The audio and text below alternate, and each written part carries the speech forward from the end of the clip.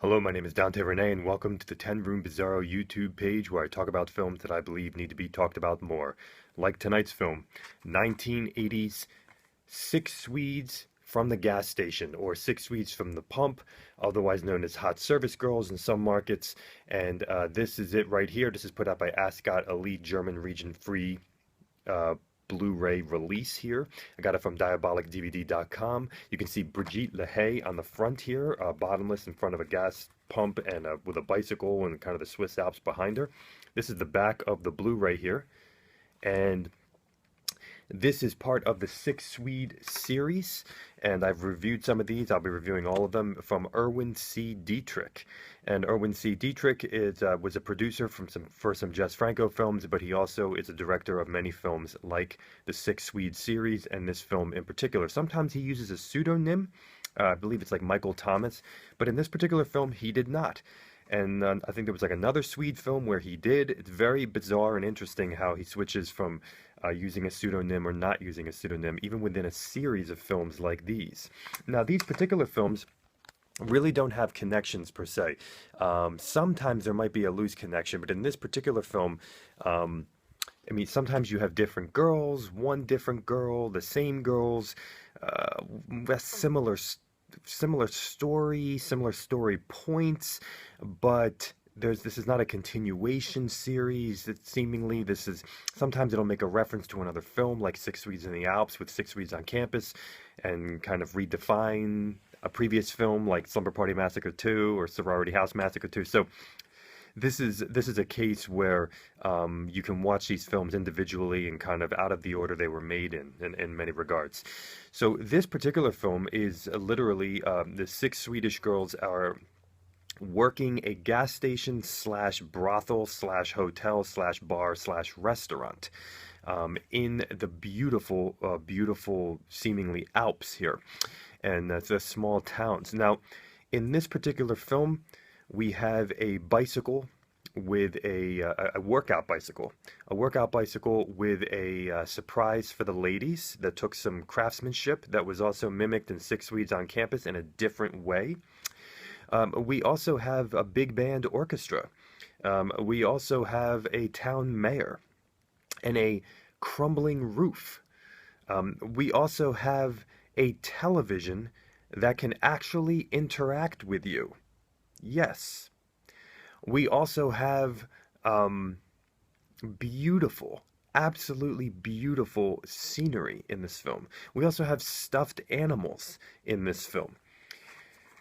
This is a movie also where we have lots of overfilling of gas tanks. And this is a really, really peculiar and weird and sexual and wild film. So I'm going to go into this.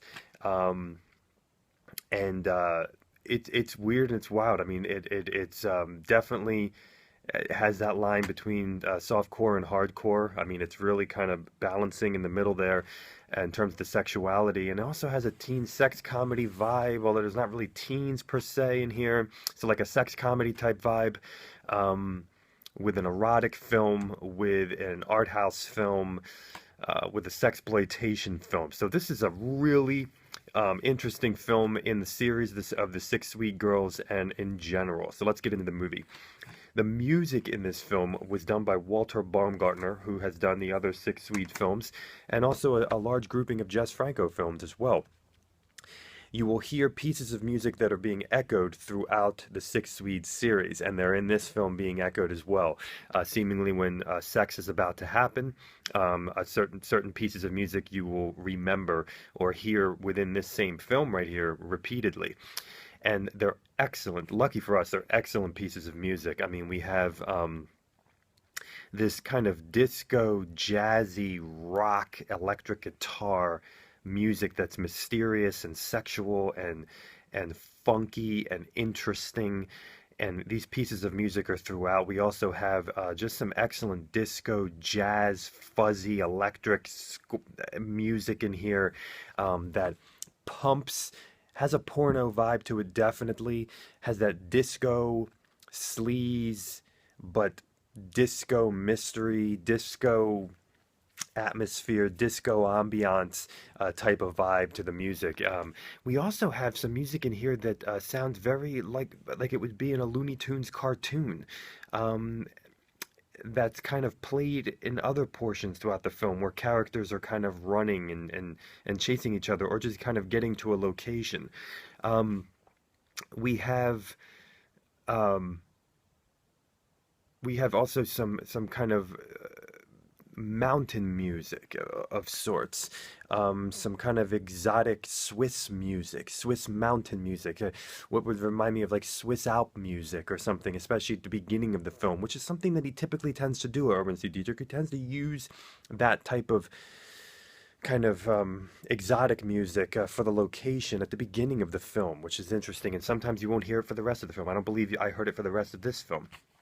So the music is very varied. It's pumping throughout the movie, predominantly pumping during the sex scenes and the sexual scenes. And it's a movie that's wall to wall with music, filled to the brim with music and different atmospheres, different ambiances, different sexuality and energy and pumping bass, rhythm, funk core, and just awesome electric guitar. Sometimes you'll hear the same piece of music, but with different elements in it, different guitar solos, different saxophone solos, and the saxophone is fuzzy and heavy and sultry, and oh, it's awesome. Great sounds in here, really great sounds. There's some really great electronic synth sounds and everything. So awesome score. When we look at the cinematography for the film, this is a really diverse and rich style. You think of a film called Six Swedes from the Gas Station, which is a sex romp, a sexploitation, erotic adult type of film. There should not be cinematography. There should not be style like this. It is amazing. Like other Erwin C. Dietrich films, we have some really fast edits at times. It happens in one section with a gas pump, and it's just like shuddering. It's unbelievably fast. Um, we also have some of the most amazing reflection shots just in the town. Um, these amazing windows outside in this town, and characters walking from kind of this hill above and coming down. Just amazing shots. Um, we have just some amazing work with kind of focus and out of focus involving these flowers in this lesbian sequence and kind of the symbolism of the flowers, the open flowers, the closed flowers. And that was mimicked in another one of the Six Sweet films as well. But this one really just popped in terms of the visual status. We have some very interesting, just absolutely. The atmosphere is constantly photographed in this film. In between any action sequences at all, any character sequences, we are constantly seeing the architecture, constantly seeing these murals and these kind of religious stone pieces on the outside of these buildings. And these look like very old buildings, buildings with history, buildings with culture. And these small city streets and small town streets, small town sidewalks and stone buildings, and we're getting so much of this lush type of you are in this world, you are at this place. Even the outside of the gas station, you can see people on the top left kind of eating in tables outside, and you're wondering, is this part of this place? And sometimes you wonder, you see people looking at the camera who are kind of in the background, and you wonder, did they get permits to film here? Do people know that they're filming? How big was the camera equipment? I mean, it had to be rather large, for this time period.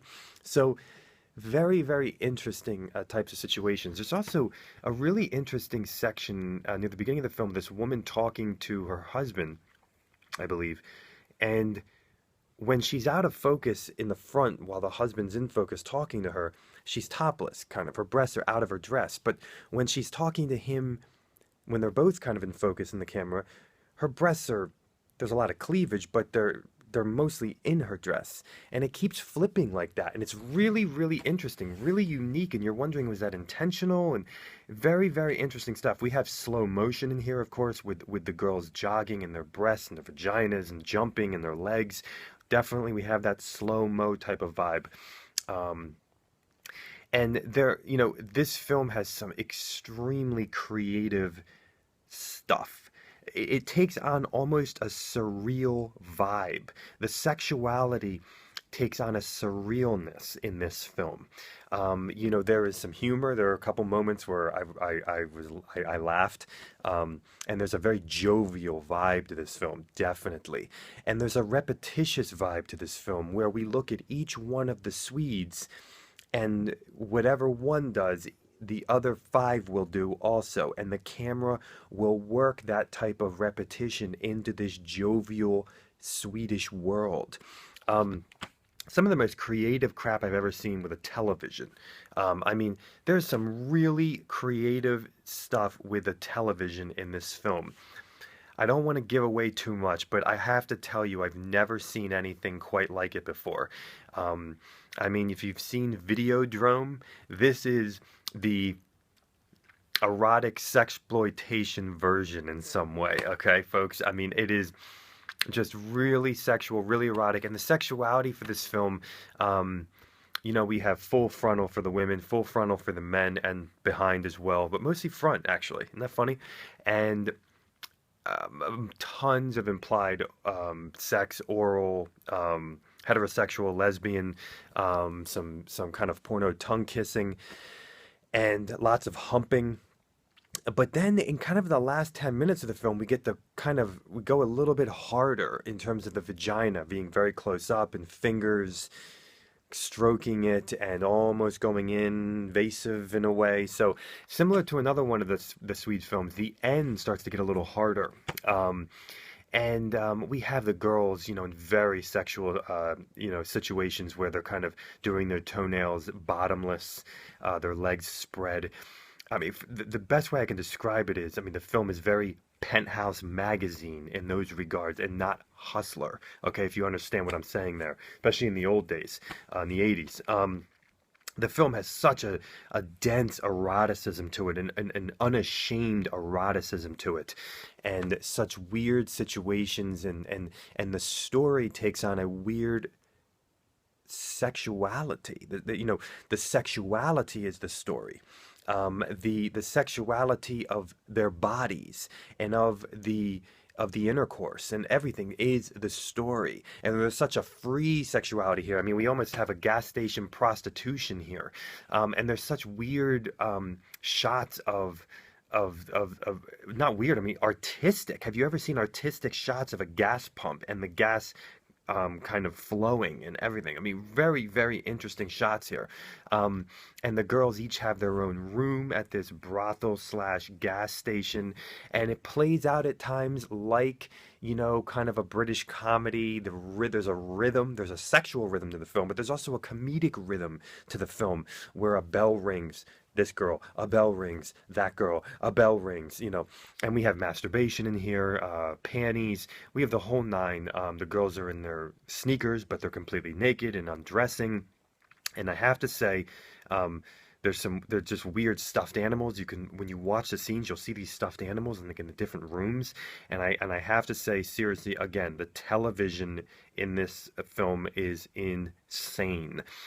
And the workout bike and the mayor meetings take on this comedic role, which reminds me of the other Swede films where one guy goes, another guy goes, another guy goes, another guy goes.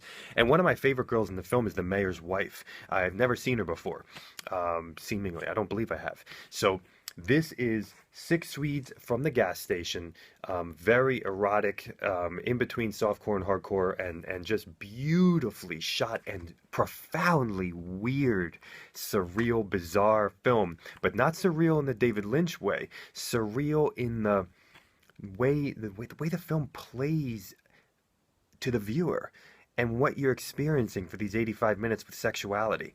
Here it is, folks. Six Swedes from the Gas Station. This is, there we go, 1980. Thank you so much for watching the 10 Room Bizarro YouTube page where I talk about films that I believe need to be talked about more, like this one. You'll see some butts, you'll see some feet. Thank you, and good night.